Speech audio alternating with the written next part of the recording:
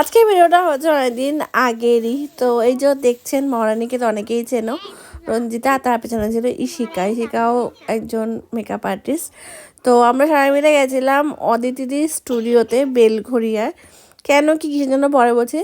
তো তারপরে আমরা একটু লাঞ্চ করতে বসে গেছি। রঞ্জিতা অর্ডার করেছিল মাটন বিরিয়ানি 3টে, আমি রঞ্জিতা হাফ করে একটা খেয়েছি। তো তারপরে একটু কোল্ড ড্রিঙ্কস খেয়ে নিয়েছি। আর দেন আমি একটু গেছিলাম একটা কাজে সোদপুর। তো সোদপুর থেকে এসে দেখি এনার সাজ কমপ্লিট আর দাঁড়িয়ে দাঁড়িয়ে রিলস করছে। আর কি করবে, মানে সেজে গুজে ওনার রিলস করার দরকার হয়ে যায়। যাই হোক, তো ভীষণ সুন্দর লাগছে, মানে প্রিন্সেস প্রিন্সেস টাইপের। কেন সেটা হচ্ছে এই কারণ হচ্ছে তার পরের দিন ছিল এনার বার্থডে। তো বার্থডের উপলক্ষে শ্যুট করানো হয়েছে। তো ফটোগ্রাফি মোবাইলেই হয়েছে, কোনো ক্যামেরা ট্যামেরা না। পুরো ব্যাকড্রপটা আমি অদিতিদি মিলেই সাজিয়েছি, আর ইশিকা ওকে সাজিয়েছিল, মেকআপ করেছিল।